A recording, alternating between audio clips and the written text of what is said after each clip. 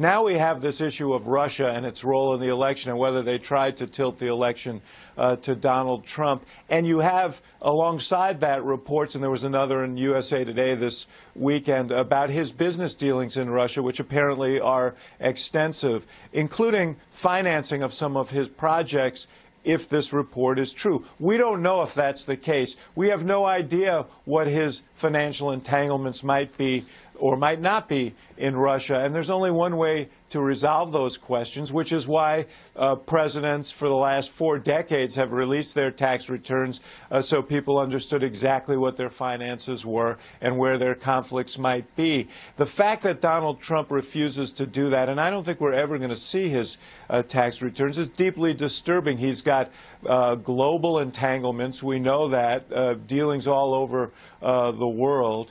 And we don't know where his financing comes from, what his obligations and entanglements are, to make judgments as to whether he is making decisions on the basis of the national or his own pecuniary interests. So, David, and that's very disturbing. I mean, but David, you've heard the Trump campaign, Trump team, sowing some seeds of doubt that the Russians were behind the hacking. They don't believe it, and we just had Vladimir Posner, veteran Russian journalist, on, who said the CIA should prove it. We're not just going to take them at their word. They should produce the evidence.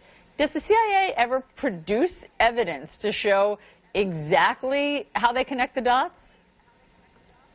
No, because to do so would be to expose their means and their operatives, and would undermine our ability to gather intelligence. But look, 16 intelligence agencies and the FBI have all agreed that this happened.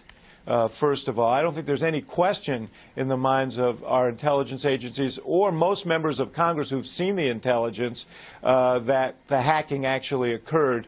And they've further suggested that it was to help Mr. Trump. But even if it wasn't to help Trump, it's still a huge encroachment on our electoral process, a deep source of concern. And that should be a concern for Republicans and Democrats. I don't think the Trump folks are doing him a favor by continually pushing back against this. So they stand with Vladimir Posner on this question. I'm not sure that's going to rally the country in the corner of the president-elect. They should be for a full and complete investigation of this. And if they're not, then people need to understand why they're not. Ax, do you think that there winds up being an accommodation of this need for disclosure by Trump? Because everybody keeps running up against the same wall. Is there any chance that you see what you're seeing right now with Russia when it comes to Trump, that you have a bipartisan sealed congressional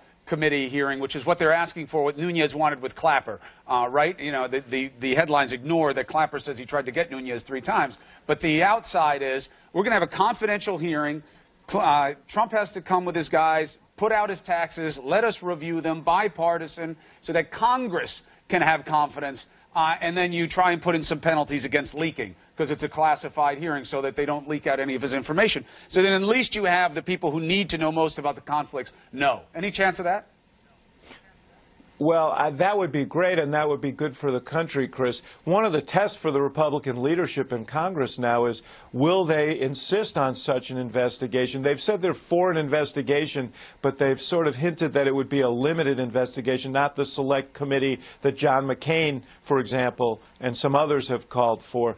This should be fully aired, and even as you suggest, if it is done in part in private and in secret, and the members get to examine evidence that the public can, I think it almost necessarily has to be that way.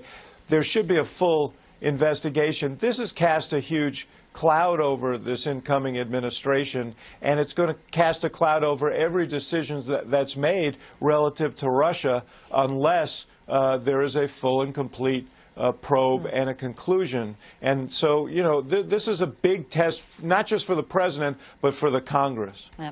David Axelrod, great to talk to you. Thank you. Okay, guys. Have a good day. You too.